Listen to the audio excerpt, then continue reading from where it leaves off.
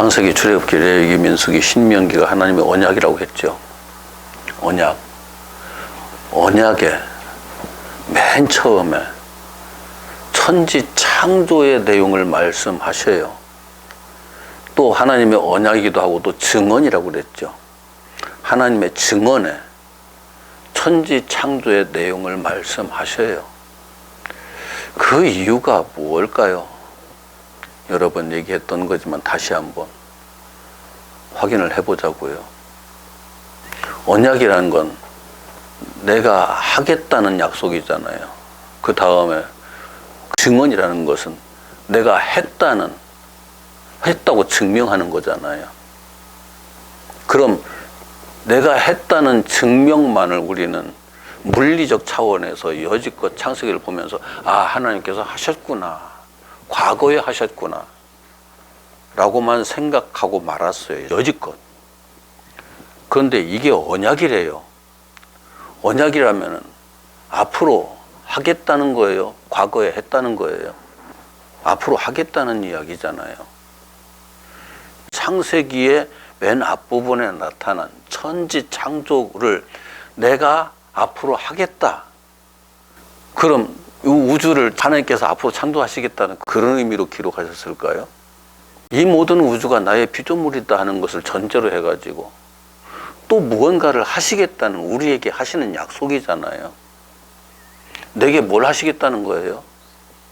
나라는 우주를, 나라고 하는 우주를 창조하시겠다는 거잖아요. 우리 각자가 하나의 우주들이에요. 어마어마한 우주예요. 이걸 하나님께서 창조를 시작하셨고 지금 그 우주의 창조의 역사가 진행되는 과정 속에 있는 거예요. 우리는 모두는. 그걸 이해를 해야 이게 왜 언약이 되는지를 알 수 있고 창조되어 가는 것에 대해서 내게 무언가 하시겠다는 그 말씀으로 보면은 창세기 1장이 어마어마한 내용으로 보이는 거예요. 나를 새로운 피조물로 창조하시겠다고? 이건 새로운 피조물로 창조되는 과정이거든요. 새로운 피조물로 창조하시겠다고? 이 역사는 어마어마한 거예요. 이게 언약으로 보이기 시작하면은 내 안에서 지금 신앙생활을 하면서 이루어지는 내 속에서 일어나고 있는 일들이 우주를 연구하는 학자들이 우주를 보고 놀라는 것보다 그것을 보면서 감동을 받는 것보다 내 안에서 이루어지고 있는 이 어마어마한 내용들을 보고 있노라면 이건 감동도 이만저만한 감동이 아니고 감사도 이만저만한 감사가 아니고 하나님께서 이렇게 하시겠다고 하는 것들에 대한 내용들을 하나하나 확인할 때마다 우리가 신앙생활하는 그 기쁨이, 그 어떤 자부심이 대단한 거죠. 그게 없이는 대부분 신앙생활하는 사람들 보면은 내가 얼마나 형통할까, 내 마음의 소원을 이루며 살까, 이 땅에서 육신으로 살아가는 동안에 내가 하는 일들이 형통해지고 내 가정이 형통해지고 자녀가 형통해지고 이런 데 초점을 맞추어서 대개 신앙생활을 하고 있거든요. 내가 완성되는 것에 대한 별 관심이 없어요. 솔직히 이게 참 안타까운 일인데 내가 온 천하보다 귀하다고 주님께서 말씀하셨잖아요. 그때는 온 천하가 전부였어요. 태양도 이 하늘에 속한 것이고 천하에 있는 것이라고 생각했었으니까요. 그런데 온 우주보다 귀하다라고 요즘 하는 인식 속에서 내가 온 우주보다 귀하다라고 하나님께서 그렇게 우리를 여기신다는 건 대단한 거라고요. 자, 내가 나를 위한다면 어느 정도나 위하면서 살 수 있을까요? 내가 나를 위하면서 사는 것. 우리는 나의 능력이 어느 정도나 될 것 같아요? 내가 나를 위하면서 살다가 망하는 사람들 수없이 봤어요. 내가 나를 위하는 건 내가 할 수 있는 능력치 한계를 벗어날 수가 없어요. 그 능력치의 한계에서도 못하는 것들이 너무 많아요. 그런 어리석은 인생들, 무능한 인생들, 무지한 인생들에게 하나님께서 내가 한다라고 이 하시는 건 어마어마한 약속이거든요. 창조주 하나님께서 내가 한다. 그런데도 지금 우리는 알게 모르게 우리가 해야 한다는 생각이 너무나 강해요. 아직까지도. 사탄이 선악을 알게 하는 나무 열매를 내가 먹으면 내가 할 수 있어 라고 하는 그 말의 핵심이 거기에 있고, 그 사탄의 메시지를 우리가 받아들여 가지고 선악을 알게 하는 지식을 내가 내 것으로 딱 받아들인 그 순간부터 우리는 내가 한다는 생각에서 벗어나기가 그렇게 힘든 거예요. 솔직히 내가 하지 않으면 아무것도 안 되는 거고 내가 해야만 되는 거라고 생각하는 거죠. 건방진 사람들은 내가 나를 위해서만 하는 것이 아니라 내가 남들을 위해서, 세상을 위해서 무언가를 한다는 또 그 생각 속에 빠져들죠. 그 교만함 속에 빠져들죠. 내가 세상을 위해서 뭘 할 수 있을까요? 내가 다른 사람을 위해서 뭘 할 수 있을까요? 착각이에요. 내가 살아가는 역사 속에서 그 남겨진 일들이 다른 사람들에게 영향을 주는 일은 있을 수 있지만, 나를 하나님께서 창조하시지 않았으면 근본적으로 아무것도 없는 거예요. 하나님께서 나를 창조해 놓으셨기 때문에 그 나에게서 나오는 거지, 나를 창조하시지 않았는데 나라고 하는 게 있어요?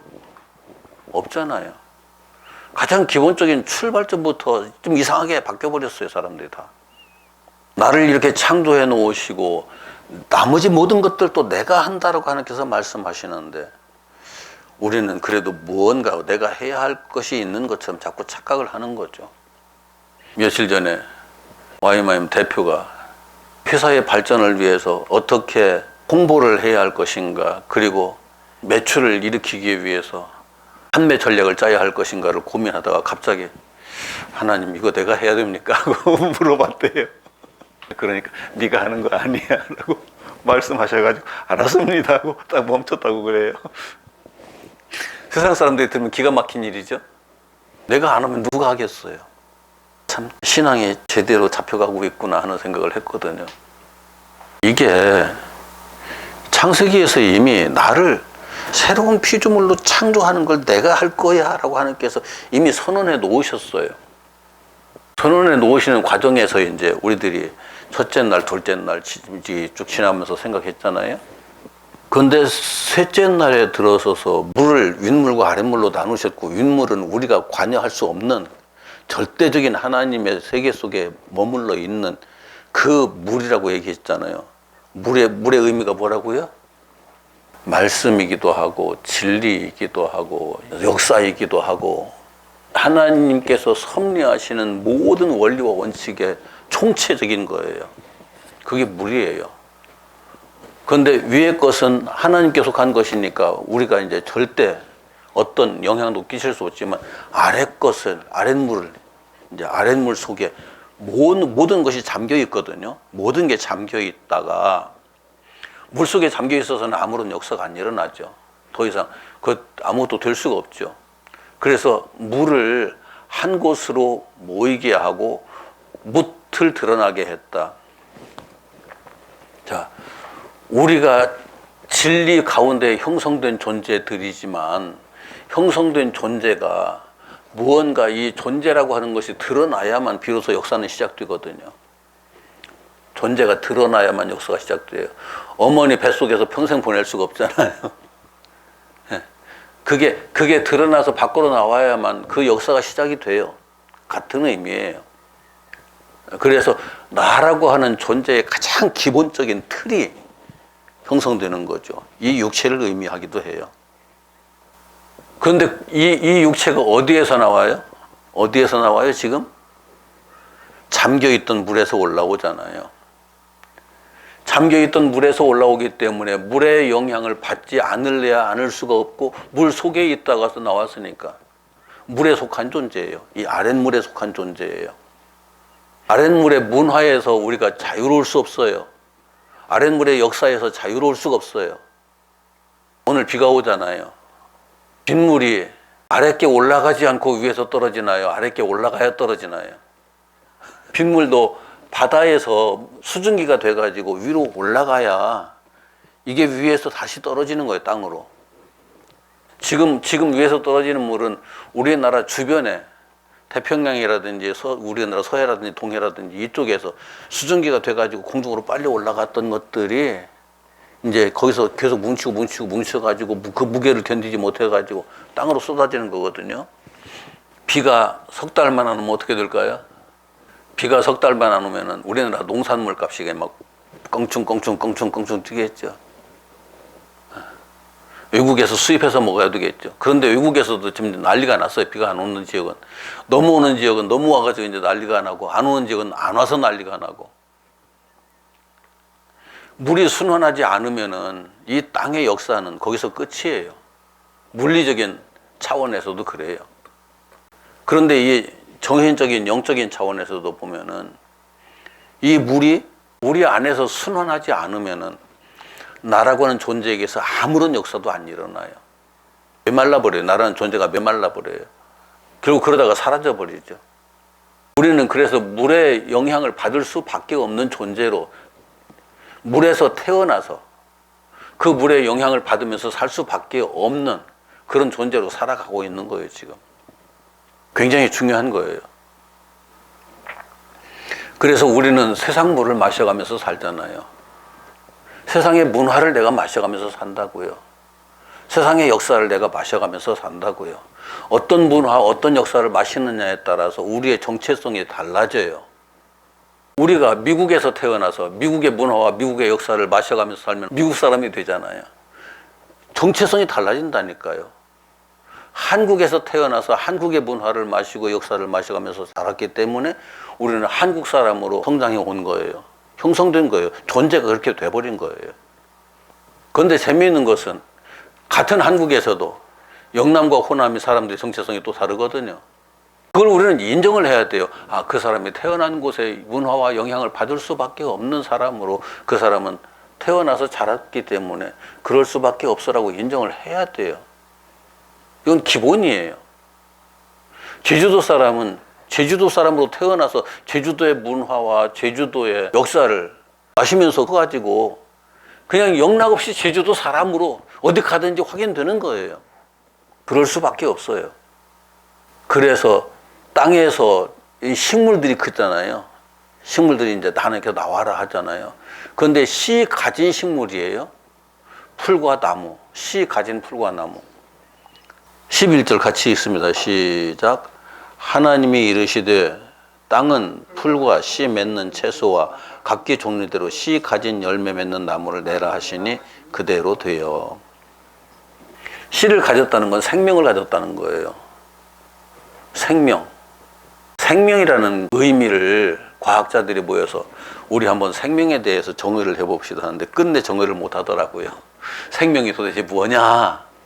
라고 질문을 해놓고 생명에 대해서 여러 가지 얘기를 하는데 얘기를 할 때마다 거기에 대해서 또 한 가지 이제 여러 가지 얘기를 할 때 나오는 개념들이 있잖아요. 그 개념을 또 물어보고 또 물어보면 결국은 자기가 정확하지 못한 말을 했다는 것을 바로 시인할 수밖에 없는. 생명이라는 게 굉장히 복잡하고 단순한 게 아니에요. 굉장히 어려운 용어예요, 이게. 지금도 정의가 안 되는 부분도 있어요. 살아있다는 게 단순한 게 아니에요. 씨를 가졌기 때문에 살아있는 거예요, 지금. 죽어있는 것은 씨가 없죠. 다음으로 이어져 가지 못하죠. 대를 이어가지 못하죠. 씨가 있다, 생명이 있다. 그것에 그 속에서 그를 지배하는 거죠. 어느 정도. 생명이 우리를 지배하고 있음으로 해서 내가 살아있는 거예요. 그래서 우리 존재가 물에서 올라와서 그 생명이라고 할 수 있는 그 특징들을 하나 둘 발현시켜 가면서 나라는 존재가 형성되거든요. 이 생명은 단순한 게 아니에요. 그 생명의 속성이 우리 안에 굉장히 다양하게 자리 잡고 있어요. 굉장히 다양하게. 우리 안에 생명이 작용하면서 그 생명에 의해서 형성된 나라고 하는 존재의 특징들이 사람마다 다양하게 달라요. 재미있는 건 대구에서 이렇게 차를 타고 쫙 내려가서 저기 충무까지 가서 대구에서 보던 나무들과 충무에 가서 보는 나무들이 같을까요? 다를까요?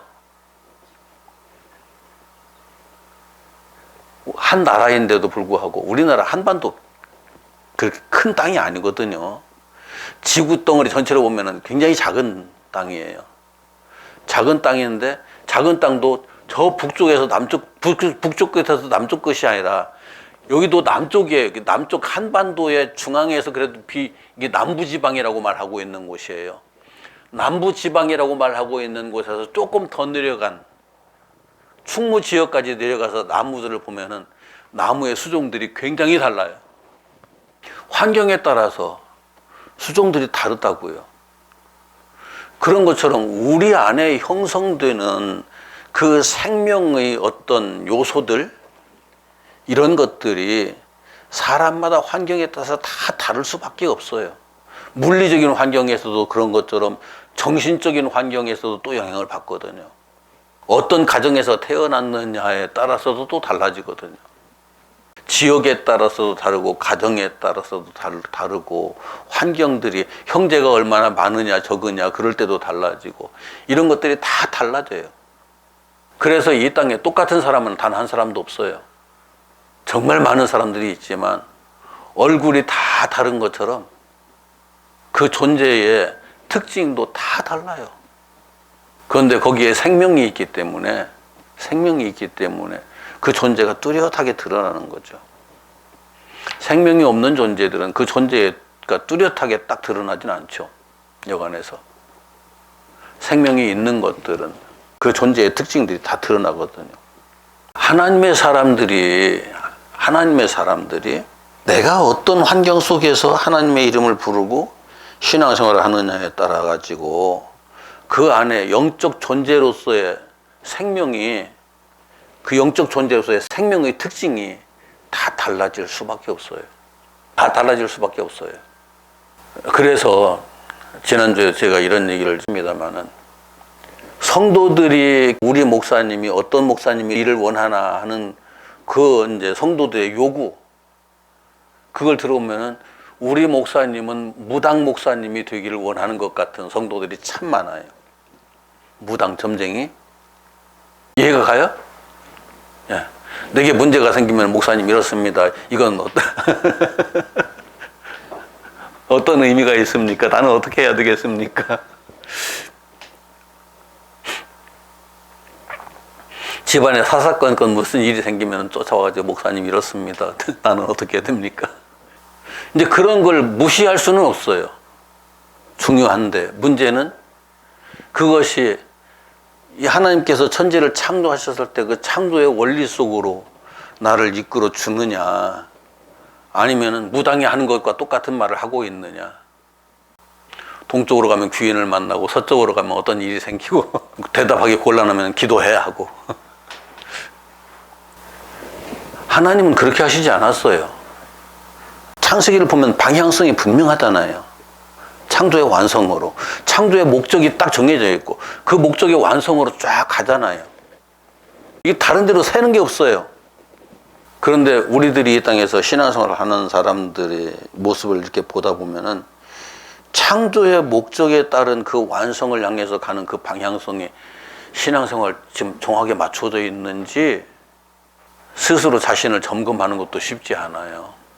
스스로 자신이 내가 이제 내 신앙이 지금 어떤 형태의 신앙인지, 샤머니즘에 빠져 있는 신앙인지, 창조주 하나님의 창조의 과정 속에 있는 신앙인지, 이것조차도 분별하지 못하는 사람들이, 아니 분별이란 것만 두고 그 생각조차 못하는 사람들이 너무 많아요. 목사라면 성도들에게 기본적으로 이런 생각은, 이런 틀에 대한 생각은 할 수 있도록 해줘야죠. 아, 이 생각은 샤머니즘 생각이야. 하나님의 뜻은 이게 맞아. 라고 하는 것에 대한 기본적인 틀은 우리가 가질 수 있도록 해줘야잖아요. 이게 목회자가 할 일이에요. 빛과 어둠을 나누시는 그 역사가 몇째 날에 일어나요? 빛이 있으라. 빛이 있었고 빛과 어둠을 나누신다. 첫째 날에 일어나잖아요. 첫째 날에. 그래서 무언가를 내가 보고 들었을 때 이것이 빛에 속한 건지 어둠에 속한 건지를 내가 분별할 수 없다면은 나는 이 첫째 날에 하나님께서 하신 역사 속에 있지 않은 사람이에요, 아직. 첫째 날의 역사 속에 있는 사람 같으면 어두운 건 어둡다 하고 밝은 건 밝다고 얘기할 수 있겠죠. 자, 한 가지 더 확인하고 갑시다. 첫째 날에 발금하고, 둘째 날에 발금하고, 셋째 날, 넷째 날, 다섯째 날, 여섯째 날, 어둠이었다가 밝음으로 나가는 것들이, 그 밝음이 다 똑같은 밝음일까요? 똑같은 수준에? 그 밝음은 점점 더 밝아지는 거예요. 절대적인 밝음으로 나가는 거예요. 우리가 사물을 분별하는 것도 똑같아요. 지금 전도사님 손자 손녀 그 앞에다 놓고 사물을 분별하는 능력이 어느 정도나 된다고 판단하고 계세요? 전혀 안 되는 것들이 많잖아요. 속된 말로 똥인지 된장인지 찍어 먹어봐야 아는 수준. 그 분별력은 그래요. 그런데 그게 이제 그 뭘 아는 것에 대한 그 지혜와 지식의 성장이 하나의 존재의 성장이거든요. 그걸 분별할 수 있는 능력이 커가는 걸 보면서 우리 아이가 성장하고 있구나, 크고 있구나 하는 걸 느끼잖아요. 성도들이 성장이라는 건 그런 거예요. 진리를 정확하게 이해하고 그 진리의 수준을 정확하게 때에 따라서 이렇게 분별할 수 있는 능력이 성장해 가는 것, 그게 완성되어 가는 거예요. 그게 되지 않으면은 그 사람은 성장하고 있지 않은 거예요. 지금 아기들을 보고 있는 그 아기들의 모습이 10년이 가도 20년이 가도 그대로 하라고 하면은 그때 심정이 어떻겠어요? 부모는 그때부터 피가 말라가는 거예요. 자녀를 기르는 사람은. 나는 가끔 가다가 하나님이 그렇게 피마른 심정을 한 번씩 느끼시지 않을까 하는 생각이 있어요. 왜요? 크리스천들과 이렇게 대화를 하다 보면은 그 사람들 수준이 그냥 항상 바울이 고린도 교회 성도들에게 내가 언제까지 너희들이 젖을 먹이겠느냐라고 탄식을 하잖아요. 이게 그만큼 성장한다는 것은 내 안에서 진리의 빛이 제대로 작용을 하게 되는 거잖아요. 점점 시간이 가면 갈수록 더 강력하게 작용을 하는 거잖아요. 나중에 7째 날에 이르러서는 더 이상 어둠이 없잖아요. 6째 날까지는 어둠이 있어요. 그래서 어둠에서 빛으로 계속 진행이 돼요. 7째 날에 이르러서는 더 이상 어둠이 없어요. 완전한 빛이에요. 그런데 솔직히 이 땅에서 우리들이 참 천재라고 하는 사람들 얘기를 가만히 들어보면 그런 사람들은 어두움이 전혀 없을까요? 이 땅에 육체를 가지고 살아가는 인간 중에서 지혜와 지식이 7째 날에 완벽함에 이르는 것처럼 그런 완벽한 지식을 가진 사람들은 없어요. 가장 기본적으로 그래요. 인간이 스스로 터득할 수 있는 지혜와 지식은 우리 인간을 완벽하게 하지를 못해요. 하나님께서 해주셔야만 하나님의 빛에 이를 수 있다고요. 이 얘기를 지금 창세기에서 하고 있는 거예요. 우리는 어둠의 존재였었는데 흑암이 깊음 위에 있고라고 표현한 거예요. 그냥 흑암의 심연 저 밑바닥에 있는 존재가 거기에서 빛으로 나아가는 거죠. 성장하는 거죠. 올라오는 거죠. 그 과정에서 나라고 하는 존재가 형성되고 그것이 점차 완성되어가는 과정에 대한 이야기를 이렇게 전개하고 있는 거예요. 요한계시록의 7교회에 대한 메시지가 똑같은 메시지예요. 알고 보면 다르지 않아요. 똑같아요. 그런데 그것을 언제 어느 때에 무슨 뭐가 나타나고 어쩌고 저쩌고 꼭 무당 같은 소리 또 하고 있어요. 그걸 보면서 어떤 시대 어떤 때에 대한 이야기. 성경은 처음부터 끝까지 존재에 대한 이야기다 하는 걸 여러 번 말씀드렸잖아요. 존재에 관한 이야기. 그래서 묻이 물에서 올라오는 것이 맞는 거예요. 묻이 땅에 물에서 올라오는 것이고 그 땅에 이 땅에 이제 인간으로서의 하나의 존재가 차근차근 형성되어 가는 것. 가장 기본적인 어찌 보면 초목과 같은 풀과 나무와 같은 것으로부터 시작해가지고 나라는 존재 안에 무언가가 형성되기 시작하는, 우리는 그렇게 성장하고 성숙해 가는 거죠. 그래야만 우리가 하나님의 백성으로서 7째 날을 맞이할 수 있는 사람이 되는 거예요. 7째 날로 나아가야 되거든요. 완성되어야 되거든요. 그런데 내가 지금 성장을 하고 있는지, 나라는 존재가 이렇게 점점 밝아져 가고 있는지, 여전히 어두움 속에 머물러 있는지, 그냥 날마다 젖이나 빨고 있는 사람으로 살고 있는지, 이런 것도 분별이 안 된다면은 정말 안타까운 거죠. 고린도 교회의 그런 모습을 보면서 바울이 탄식을 했는데, 때에 따라서 이제 더 위험한 건 그렇게 뭔가 형성되는 것 같은 나를 보면서 거기에 스스로 도취돼 가지고 그것에 매여 있는 사람이 되어버리면 안 되는 거죠. 초등학생이 초등학교에서 배운 초등학교의 지식에 매여 있으면은 가망 없어지는 거예요. 그것을 토대로 해서 거기에 묶여 있는 것이 아니라 그것을 토대로 해서 디디고 올라서서 중학교 가서 중학교 공부를 해야죠. 신앙의 성장은 그래요. 중학교 가서 중학교 3년 다녔으면은 그 지식을 토대로 또 고등학교 교육을 받아야죠. 중학교 가보니까 그 중학교 너무너무 좋더라. 환경이 어떻고 선생님들이 어떻고 너무너무 좋으니까 나는 평생 여기서 살 거야. 그런 중학생은 없잖아요. 거기서 벗어나야죠. 거기서 벗어나서 그 다음으로 나아갈 수 있는 사람이 되어야죠. 벗어난다는 것은 그것을 버린다는 게 아니잖아요.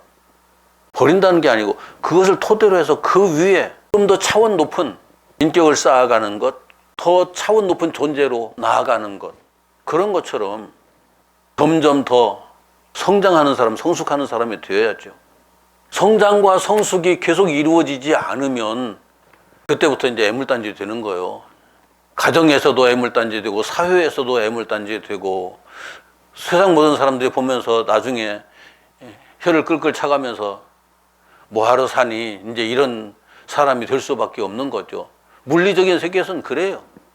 평생 남에게 도움 받아가면서 살아야 되는 그런 사람이 될 수밖에 없는 그런 경우는 수두룩하죠. 영적 성장과 성숙이라는 것은 결국은 내가 어디까지 성장하고 어디까지 성숙해 가는 거예요? 이전에는 많은 사람들이 에덴 동산에서 타락하기 전에 아담이라고만 생각을 했었어요. 에덴 동산에서 선악을 아는 열매를 먹기 전에 아담, 그 하나님의 형상, 그 회복하는 것이라고만 생각했었어요. 그런데 그게 아니에요. 그 아담도 불완전해서 도움이 필요한, 배필이 필요한 사람으로 있을 수밖에 없었고 사탄의 유혹을 그대로 받아들일 수밖에 없었던 사람이었다는 것을 이해를 해야죠. 하나님은 겨우 그런 사람 만들려고 시작하신 게 아니거든요. 우리가 하나님의 형상으로 지음받았으니까 하나님의 완전한 형상으로 나아가야죠. 그것이 일곱째 날의 결과거든요. 우리의 신앙의 목적은 그거예요. 이 땅에서 잘 먹고 잘 살고 형통한 사람이 되는 것, 이 땅에서 그냥 재미있게 살다가 하고 싶은 거 다 해가면서 살다가 죽을 때 뭐 그냥 아쉬움 없이 죽는 것, 그런 게 아니에요. 이 땅에서 우리가 이 육체는 그리스도와 함께 십자가에 못 박고 다시 그리스도와 함께 부활해서 하나님의 형상으로 새로운 피조물로 태어나서 그 새로운 피조물로 완성되는 것, 하나님의 형상의 존재로서 완성되는 것, 거기까지 가는 거죠. 그게 우리가 신앙생활하는 목적이에요. 그렇게 삶의 목적이 거기에 맞추어지지 않으면 우리는 방향을 잃은 거예요. 인생의 방향을 잃은 거예요. 이 지구라고 하는 광야를 뱅뱅뱅 맴돌다가 광야에서 쓰러지고 마는 거죠. 요단강 건너서 가나안 땅에 못 들어가는 거예요. 요단강 건너서 가나안 땅에 들어가기 위해서는 육신은 이 광야에서 쓰러질지라도 거기서 다시 새로운 피조물로 태어난 그 생명이 요단강을 건너서 가나안 땅으로 들어가야 되거든요. 그 역사에 대한 내용이 지금 창세기 천지 창조의 과정에 이렇게 상세하게 제시되어 있는 거예요. 이게 하나님의 언약이라고요. 이게 하나님의 언약이고, 그리고 우리가 다 완성된 다음에 그래 내가 했지, 내가 했어 라고 증언을 하시는 거죠. 이게 하나님의 증언으로 완성될 때까지 우리의 역사는 계속되어야죠. 그 과정에서 육체가 뻗뛰는 것도 있고, 애기들 기르다 보면 말 지도하기 안 듣고 지고집대로 빡빡하려고 하는 것처럼 이 육체가 한 번씩 그렇게 반항을 할 때도 있어요. 내가 스스로 육체를, 이 나를 컨트롤하지 못해가지고 힘들어하는 때도 참 많죠. 그것도 이해를 해야죠. 내 육체지만 내 마음대로 안 되는 거구나. 그것도 이해를 해야죠. 그래서 하나님께서 주신 이 육체가 말을 제대로 안 듣네요. 하나님 좀 도와주세요 라고 기도할 수 있어야죠. 그래야 기도거리가 있잖아요. 하나님의 이름을 부르면서 기도할 수 있는 기도거리가 그럴 때 생기는 거죠. 오늘의 말씀은 지난주에 이어서 셋째 날 내용, 물과 물을 나누시고 아랫물에서 땅이 올라오고 땅에 씨 맺는 풀과 나무들이 생기는 것, 요 과정이 단순하게 물리적인 과정을 얘기하는 것이 아니라, 물론 그걸 전제로 해서 우리가 영적으로 성장해가는 그런 과정들이 있다는 것을 확인시켜주는, 그리고 그걸 하나님께서 하시겠다고 다시 약속하시는 언약의 내용이다. 꼭 기억하시기 바랍니다. 기도합시다.